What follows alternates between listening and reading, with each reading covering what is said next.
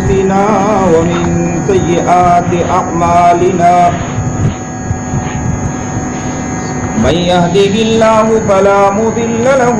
ومن يضلله فلا هادي له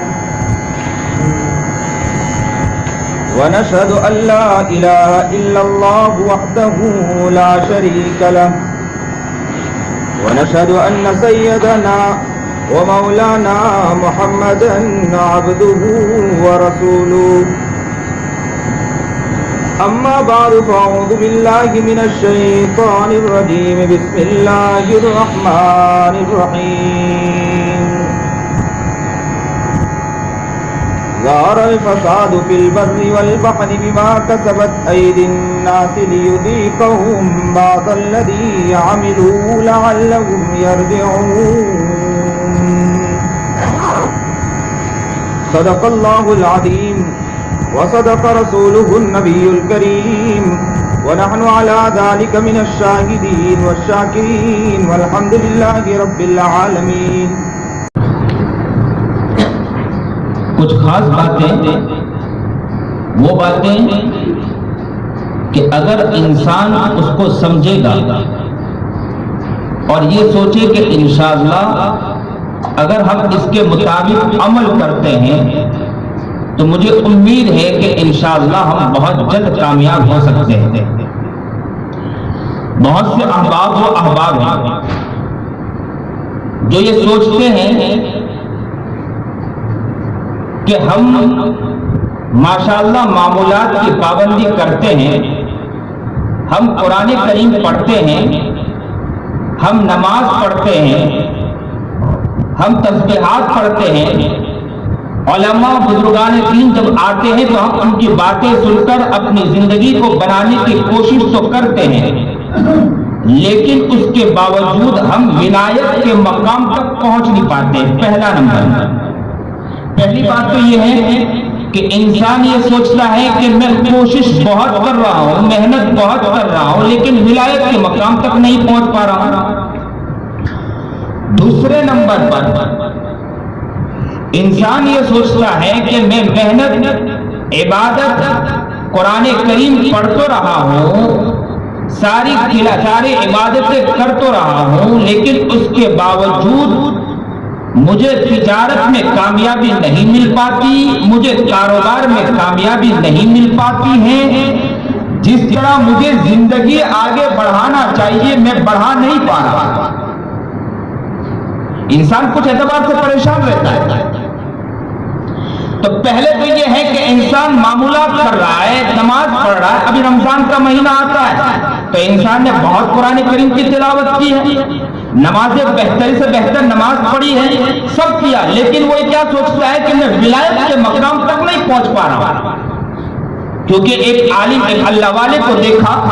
کہ وہ اللہ والوں کا مزاج یہ ہوتا ہے کہ 2 رکعت یا کچھ رکعت نماز پڑھ کے مسجد سے نکل گئے،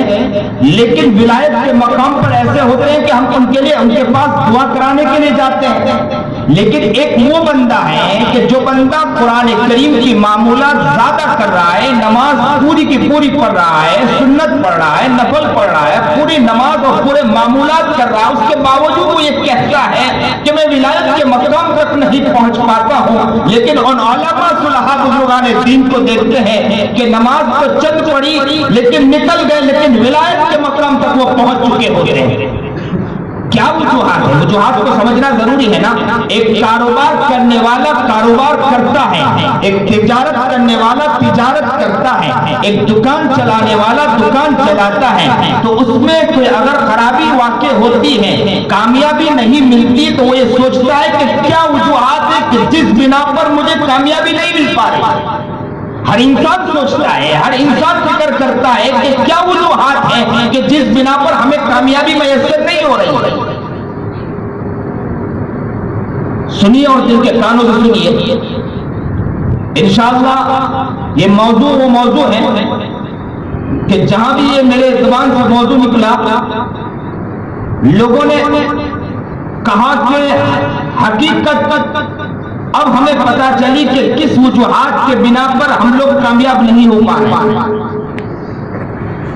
آج جب یہاں یہ موضوع نکلا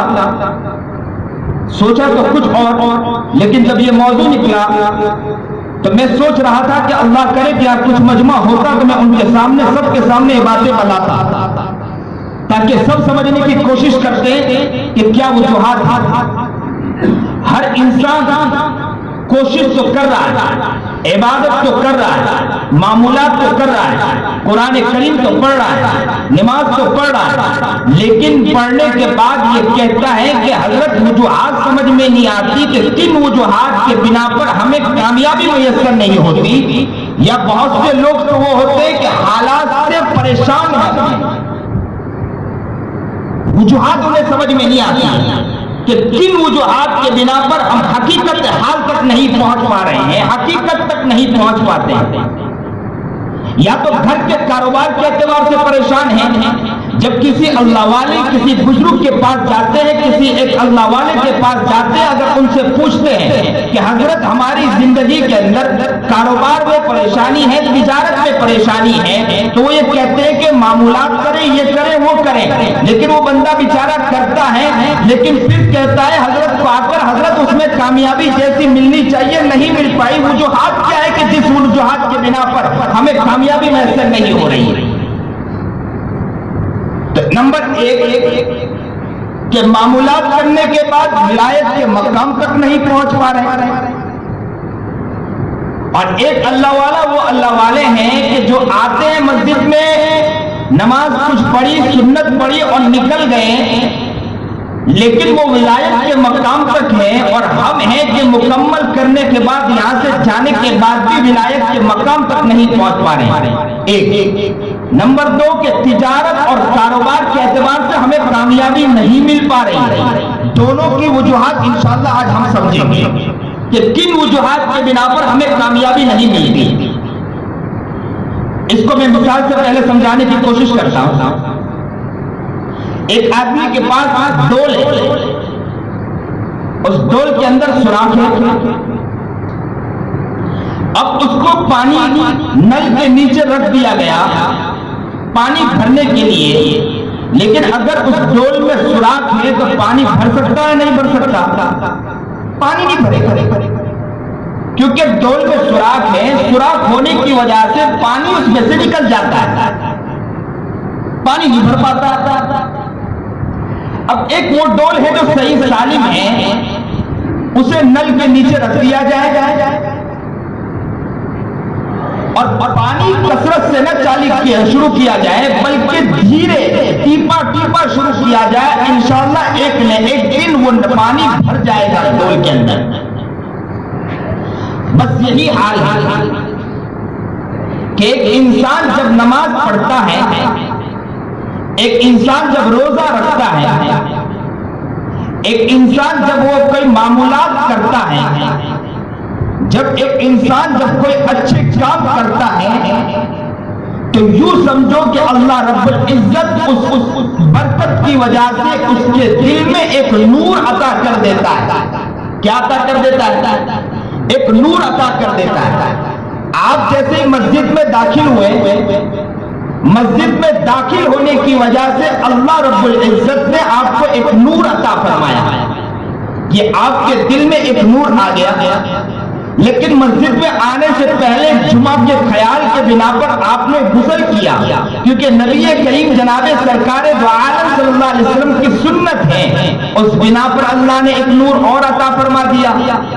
اور آپ اچھے کام کی سوچ لے کر راستے پر چل کے آ رہے ہیں، اللہ نے ایک نور اور عطا فرما دیا۔ راستہ چلتے ہوئے آپ نے کسی کی مدد کی، اللہ نے ایک نور اور عطا کر دیا۔ آپ مسجد میں داخل ہوئے اچھی سوچ کے ساتھ، اللہ نے ایک نور اور عطا فرما دیا۔ مسجد میں داخل ہونے کے بعد آپ نے دعا فرمائی، آپ کو اللہ نے ایک نور اور عطا فرما دیا، اور آپ مسجد میں داخل ہونے کے بعد وضو بہتر انداز میں کر رہے ہیں، ہر وضو کے بنا پر سنتوں کو زندہ کر رہے ہیں، ہر سنت کے اوپر اللہ ایک ایک نور آپ کو عطا کر رہا ہے۔ آپ مسجد میں داخل ہوئے، دعا پڑھی، اللہ نے آپ کو ایک نور اور عطا فرما دیا۔ اعتکاف کی نیت کی، اللہ نے ایک نور اور عطا کر دیا۔ آپ باتیں سن رہے ہیں، باتوں کے اندر آپ کے دل میں اگر کوئی داعیہ پیدا ہوا، اللہ نے ایک نور اور عطا فرما دیا۔ غور سے اس لیے یہ باتوں کو سن رہے ہیں کہ ایک عالم دین ہے، عالم دین کی باتوں کو سننا، جس طرح صحابہ کرام رضوان اللہ تعالی علیہم اجمعین نبی کریم جناب سرکار دو عالم صلی اللہ علیہ وسلم کی خدمت میں جب بیٹھتے تھے تو ان کی طرف نگاہ رکھ کر بیٹھتے تھے اور سوچتے تھے کہ نبی کریم جناب سرکار دو عالم صلی اللہ علیہ وسلم جو باتیں بھی فرمائیں گے ان باتوں کو آمنا و صدقنا کر کے ہم قبول کریں گے، زندگی کو بنانے کی نیت کریں گے۔ اگر یہ سوچ کر آپ سن رہے ہیں تو یاد رکھو کہ آپ کے دل میں اللہ نے ایک نور اور عطا کر دیا، تو نور پر نور، نور پر نور، نور پر نور، نور پر نور، نور پر نور عطا کرتا گیا اللہ نے۔ ہو سکتا ہے کہ یہاں تک بیٹھنے کے اندر تک اللہ نے آپ کے پاس کتنے نور، ہو سکتا ہے کہ 50 نور عطا کر دیا ہو سکتا ہے کہ 60 نور عطا کر دیا ہو سکتا ہے کہ 80 نور عطا کر دیا ہو۔ آپ کا دل کتنے نوروں سے منور ہو چکا ہے، اتنے سارے نوروں سے منور ہو چکا ہے، اتنے سارے نور آپ کے دل میں آ تو چکے ہیں۔ اب مسجد میں آپ نماز پڑھیں گے، اللہ نے اور نور عطا کرے گا، سنتیں پڑھیں گے اور نور عطا کرے گا۔ مسجد سے نکلتے نکلتے آپ کے دلوں میں کئی نور ہو جائیں گے۔ اب اس کی حفاظت کی ذمہ داری انسان کی ہے۔ اس نور کو انشاءاللہ آپ یہاں سے لے جاؤ گے سنبھال کر، تو یاد رکھو اس نور کی روشنی کے بنا پر، اس نور کی برکت کے بنا پر میں رب کعبہ کی قسم کھا کر کہہ سکتا ہوں کہ اللہ تعالیٰ اسے ضرور ترقی عطا فرمائے۔ اب کیسے حفاظت کریں اس نور کی، اس کو بھی تو سمجھنا ہے۔ کیسے حفاظت کریں اس نور کی؟ مولانا ہم نے نور تو لے لیا، آپ نے بتلا دیا نور تو لے لیا، لیکن مسجد سے نکلے اس نور کی حفاظت کس طرح کریں، آپ یہ بھی تو سمجھائیں۔ تو آئیے ہم سمجھتے ہیں اس نور کو کس طرح حفاظت کریں۔ ایک ڈول میں اگر سوراخ ہے تو سوراخ ہونے کی وجہ سے اگر پانی ڈالا گیا تو پانی بھی اس سوراخ سے نکل جاتا ہے۔ اسی طرح ایک ڈول اگر صحیح سالم ہے، اس میں پانی قطرہ قطرہ ڈالا گیا تو وہ ڈول ایک نہ ایک دن بھر جاتی ہے۔ یوں یاد رکھو کہ اللہ والے علماء کا جو ڈول ہوتا ہے نا، وہ ڈول صحیح سالم ہوتا ہے، ان میں سے پانی نہیں گرتا، قطرہ قطرہ بھی عمل کرتے ہیں۔ یاد رکھو ایک نہ ایک دن نور کی وجہ سے وہ بھر جاتا ہے، اور ہم وہ ہیں کہ ہمارا ڈول سوراخ ہو چکا ہے کہ جیسے ہی مسجد سے باہر نکلتے ہیں آنکھوں سے گناہ ہو جاتے ہیں، جیسے ہی مسجد سے باہر نکلتے ہیں زبان سے گناہ ہو جاتا ہے، جیسے ہی مسجد سے نکلتے ہیں غیبت کرتے ہیں، چغلی کرتے ہیں، حسد کرتے ہیں، بغض کرتے ہیں، ریاکاری کرتے ہیں، جھوٹ بولتے ہیں، دغابازی کرتے ہیں، دھوکہ دیتے ہیں، فریب کرتے ہیں، بدماشی کرتے ہیں، عیاری کرتے ہیں، دشمنوں کے ساتھ بھی اتنا برا برتاؤ نہیں ہوتا جو برا برتاؤ ہم اپنے پڑوسیوں کے ساتھ کرتے ہیں، تجارت کے اندر جھوٹ بول کر مال بیچتے ہیں۔ یاد رکھو اس کے بنا پر ہمارے دل کے اندر اللہ نے جو نور عطا فرمایا تھا وہ نور ہم سیکنڈوں میں باہر کر دیتے ہیں۔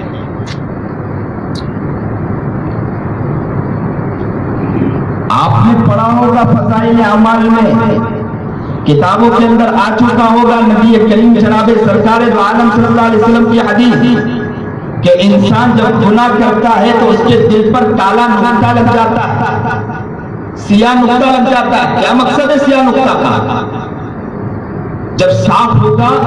وائٹ ہوگا تب پتہ چلے گا نا کالا نقطہ لگا ہے۔ پتہ یہ چلا کہ دل میں اللہ نے نور عطا فرمایا تھا،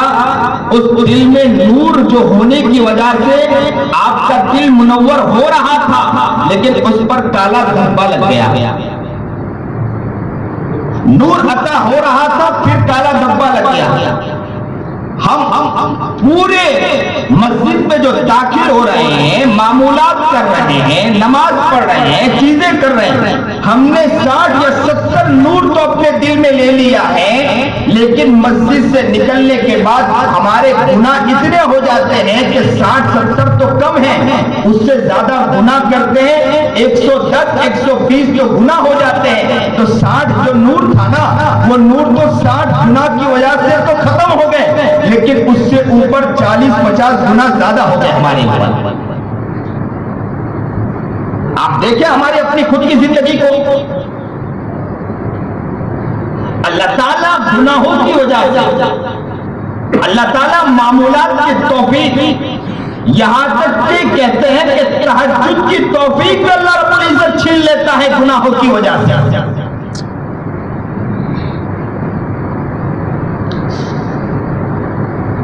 نبی کریم جناب سرکار دو عالم صلی اللہ علیہ وسلم نے فرمایا کہ ایک بنی اسرائیل تھا، اس نے بڑا عابد زاہد متقی پرہیزگار تھا، زندگی بہت عبادت میں گزاری اس نے، لیکن انہوں نے کہا کہ میں نے سنا تھا کہ عبادت ایک گناہ ہونے کی وجہ سے اللہ تہجد کی توفیق چھین لیتا ہے۔ ایک مرتبہ اس سے گناہ ہو گیا، کئی دن کے بعد اللہ سے کہا کہ اللہ میں نے تو سنا تھا کہ گناہ ہونے کی وجہ سے آپ تہجد کی توفیق چھین لیتے ہیں، لیکن مجھ سے جو گناہ ہو گیا اس گناہ کی بنا پر آپ نے کوئی تہجد کی توفیق چھینی نہیں، تہجد کی کوئی بھی چیز چھینی نہیں، کوئی عبادت کوئی معمولات میں میرے کوئی فرق واقع نہیں ہوا۔ اللہ رب العزت نے فرمایا کہ بندے کیا پہلے تو تہجد پڑھتا تھا؟ تو کہا میں پڑھتا تھا۔ تہجد میں تو روتا تھا؟ تو کہا میں روتا تھا۔ بولے اب تہجد پڑھتا ہے؟ تو کہا میں اللہ پڑھتا ہوں۔ لیکن دعا مانگتا ہے؟ تو کہا اللہ میں مانگتا ہوں۔ کہا اب تو روتا ہے دعا میں؟ سوچنے لگے، کہا کہ رونا تو مجھے نہیں ملا، تو کہا کہ سن لے، اس دھرتی پر میرے نیک بندے جو اپنی میرے دھرتی پر دعائیں مانگ رہے ہیں، رو رہے ہیں، میرے سامنے گڑگڑا رہے ہیں، میرے سامنے آہوزاری کر رہے ہیں، ان کے گرم گرم آنسو دے رہے ہیں، میرے سامنے وہ گڑگڑا کر اللہ میرے سامنے مانگ رہے ہیں، اس وقت مجھے گوارا نہیں ہوا کہ وہ بندہ جو مجھ سے جس نے گناہ کیا ہے، وہ گناہ کرنے کے بعد میرے پاس آ کر وہ راتوں کی تنہائی میں جہاں میرے نیک بندے رو رہے ہوں، میں اس بندے کو رونے کی توفیق عطا کر دوں۔ مجھے گوارا نہیں ہوا، میں نے تجھ سے رونے کی توفیق دی۔ اللہ اکبر کبیرہ، کہیے ایک ساتھ اللہ اکبر کبیرہ۔ کیا عجب زندگی وہ زندگی بن جائے کہ جس زندگی میں اگر دھرتی پر چلے تو اللہ خوش ہو جائے۔ اللہ کہتے ہیں کہ میرا نیک بندہ جا رہا، متقی بندہ جا رہا ہے، لیکن ہم دھرتی پر چل رہے ہیں، ہمارے آنکھوں سے گناہ ہو رہے ہیں، ہم دھرتی پر چل رہے ہیں، یہ زبان اتنی غیبت کر رہی، میں کہتا ہوں کہ اللہ نے اگر ہماری ابھی سانس لے لی نا، آنکھ بند ہو گئی نا، زبان رک گئی نا، ہاتھ پیر رک گئے نا، تو میں کہتا ہوں اسی زمین کے نیچے جب جائیں گے تو یہ زمین بھی کہیں گے کیسا کمینہ انسان آیا ہے میرے پاس، کیسا ظالم اور بدبخت انسان آیا ہے، اس دھرتی پر چلا ہے، لیکن اس دھرتی کے اللہ کو کبھی اس نے زندگی میں یاد نہیں کیا، اور زندگی کو جیسا بنانا ویسا نہیں بنایا، زندگی میں جتنی سرکشی اس نے کی کسی اور نے نہیں کی ہے۔ میں کہتا ہوں اس سے پہلے ہمیں نیت کرنا چاہیے کہ انشاءاللہ ہم نمازیں پڑھیں گے تو صحیح، ہم تلاوت تو کریں گے، ہم معمولات تو کریں گے، ساتھ ساتھ میں کچھ ہی گناہ ہوتے ہیں۔ ہمارے حضرت مولانا سجاد صاحب نعمانی اکثر یہ بات کہا کرتے ہیں کہ انسانوں میں کچھ ہی گناہ ہوا کرتے ہیں، زیادہ گناہ نہیں ہوا کرتے ہیں۔ ہر انسان اپنے دل میں جھانکنے کی کوشش کرے تو اسے پتا چلے گا، کوئی انسان ہو سکتا ہے غیبت میں مبتلا ہو، کوئی انسان ہو سکتا ہے حسد میں مبتلا ہو، کوئی انسان ہو سکتا ہے پڑوس کے ستانے میں مبتلا ہو، کوئی انسان ہو سکتا ہے دشمنی میں مبتلا ہو۔ چند جناؤں کو سوچے اور اس کو ڈائری میں لکھے، راتوں کو سوئے تو اللہ سے کہہ کر سوئے کہ اللہ آج میں نے گناہ تو کر دیا، کل صبح آنکھ کھلے گی انشاءاللہ نیت کرتا ہوں کبھی گناہ نہیں کروں گا، میں گناہ نہیں کروں گا۔ صبح جب اٹھے تو اللہ سے دعا کر کے اٹھے کہ اللہ رات کو نیت تو کی تھی، میں صبح پھر نیت کرتا ہوں اللہ میں آج پورا دن اچھا گزاروں گا، پورا دن گزارنے کے بعد پھر گناہ ہو جائے، رات کو پھر سوچے اپنے گریبان میں جھانکے اور کہے اللہ میں نے بچنے کی کوشش تو بہت کی، میں نے نیت تو بہت کی تھی کہ میں انشاءاللہ بچ جاؤں گا، پھر بھی مجھ سے جھوٹ ہو گیا، پھر بھی میں نے غیبت کر لی، پھر بھی میں نے ماں باپ کی سرکشی کر دی، ماں باپ کے سامنے اونچا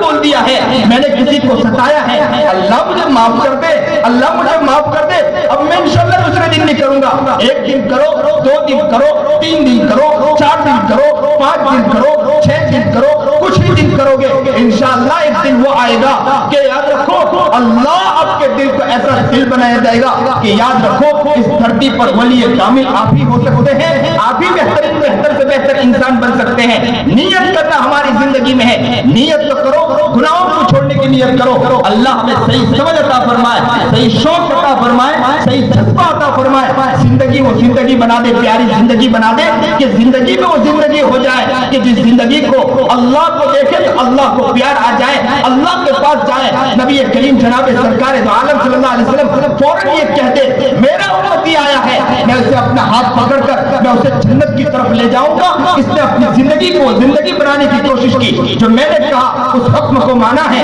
آمنا و صدقنا، جس طرح صحابہ نے کیا اس طرح انہوں نے کر کے دکھایا ہے۔ یاد رکھو اگر ہماری زندگی وہ زندگی بن گئی تو یاد رکھو ہم کامیاب ہوتے چلے جائیں گے۔ تو یاد رکھو آپ ماشاءاللہ عبادت کر رہے ہیں، معمولات کر رہے ہیں، نمازیں پڑھ رہے ہیں، روزے رکھ رہے ہیں، قرآن پڑھ رہے ہیں، تسبیح پڑھ رہے ہیں، لیکن ساتھ ساتھ میں نیت کر لو کہ ان سب چیزوں کو انشاءاللہ ہم حفاظت کریں گے، ہم ان کو بچانے کی کوشش کریں گے۔ جتنے آپ نے معمولات کیے ہیں، جتنی عبادتیں کی ہیں، مسجد سے باہر نکلیں گے زبان کو بچائیں گے، مسجد سے باہر نکلیں گے آنکھوں کو بچائیں گے، مسجد سے باہر نکلیں گے کانوں کو بچائیں گے، مسجد سے باہر نکلیں گے ماں باپ کی عزت کی دھجیاں نہیں اڑائیں گے، مسجد سے باہر نکلیں گے دشمنی نہیں کریں گے، مسجد سے باہر نکلیں گے دوست کے خلاف نہیں بولیں گے، مسجد سے باہر نکلیں گے گھر کے پڑوس والوں کو نہ ستائیں گے، مسجد سے باہر نکلیں گے کوڑا پڑا ہو تو اس کو اٹھا کر لوگوں کے راحت رسانی کا ذریعہ بنیں گے، مسجد سے باہر نکلیں گے لوگوں کے لیے اچھی سوچ رکھیں گے، مسجد سے باہر نکلیں گے میٹھے بول بولیں گے کہ لوگوں کا دل خوش ہو جائے، ایسے بول بولیں گے اور لوگوں کو سلام کریں گے اور محبت کے ساتھ پیار پیش کریں گے، مسجد سے باہر نکلیں گے ہماری زندگی وہ زندگی بنی ہوگی کہ ہم ان کو بچانے کی کوشش کریں گے، جتنے نور اللہ نے عطا فرمایا اس نور کو انشاءاللہ ہم بچانے کی کوشش کریں گے، نور بڑھتا جائے گا تو یاد رکھو گناہ کم ہونے کی وجہ سے اگر نور بڑھتا چلا گیا آپ انشاءاللہ ایک ولایت کے مقام تک پہنچ جاؤ گے۔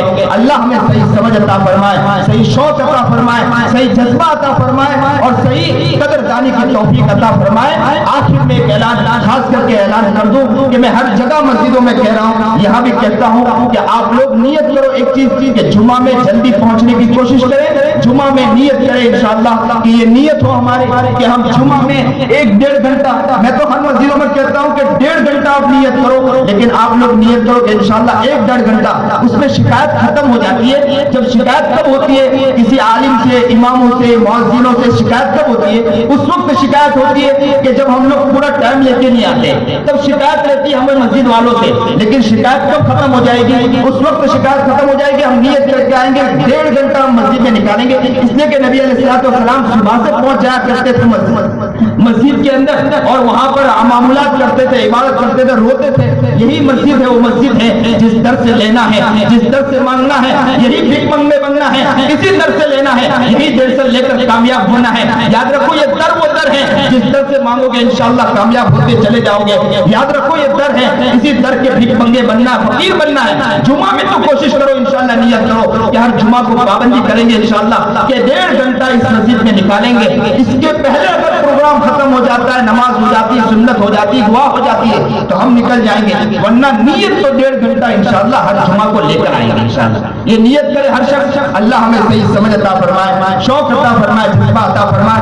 شاعر صاحب یہاں محنتیں کر رہے ہیں، کوششیں کر رہے ہیں، اللہ ان کی محنتوں کو قبول فرمائے، ان کو صحیح معنی میں کامیاب کرے اور ان کو کامران کرے، اور ہر جگہ انشاءاللہ جو محنتیں کر رہے ہیں، کوششیں کر رہے ہیں، ان کی برکتیں اللہ تعالیٰ ان کے دلوں میں بھی عطا فرمائے اور